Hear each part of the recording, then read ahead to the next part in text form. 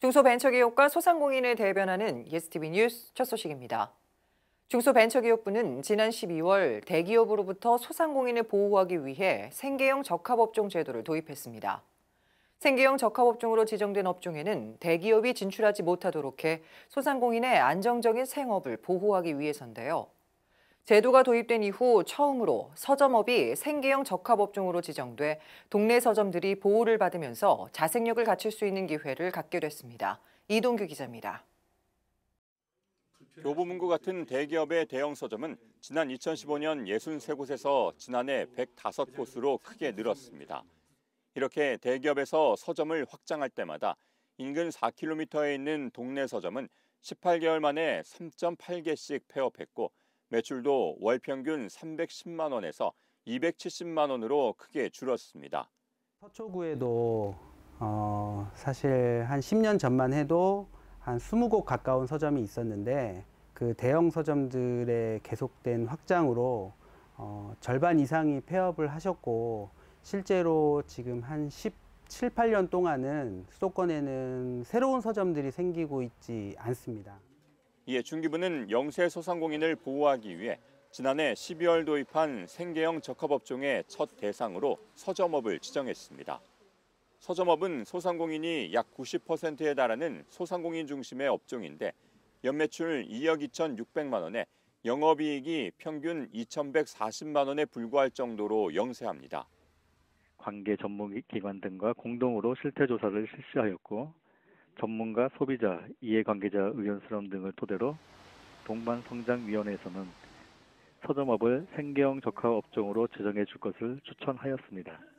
민간 전문가와 대중견 중소소상공인 업계 대표들로 구성된 생계형 적합업종 심의위원회에서 동실태조사 결과 동반위 추천 의견, 업계 의견 등을 종합적으로 검토하여 서점업을 생계형 적합업종으로 지정할 것을 최종 의결하게 되었습니다. 서점업이 생계형 적합업종에 지정되면서 대기업은 앞으로 5년 동안 서점 사업을 인수하거나 확장할 수 없게 되며 이를 위반할 경우 2년 이하의 징역 또는 1억 5천만 원 이하의 벌금이 부과됩니다. 하지만 소비자 편의와 산업 경쟁력을 고려해 대기업 신규 출점을 예외적으로 허용하는 경우도 있습니다.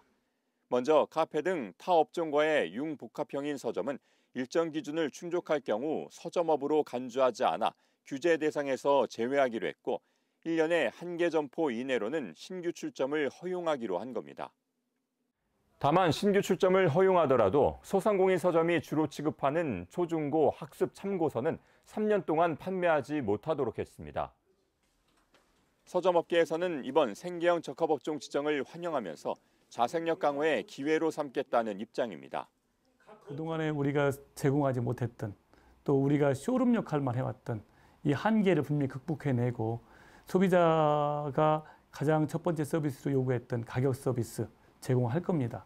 그다음에 구색 충분히 갖춰낼 겁니다. 그리고 온라인에서 12시간 또는 24시간 안에 제공했던 배송 시스템을 우리 오프라인도 그 안에서 6시간 또 12시간 안에 만들어낸다고 하면 꽤 많은 독자들이 서점을 이용할 것이고 그 이용하다 보면 우리 생존력은 강화될 걸로 보고 있습니다.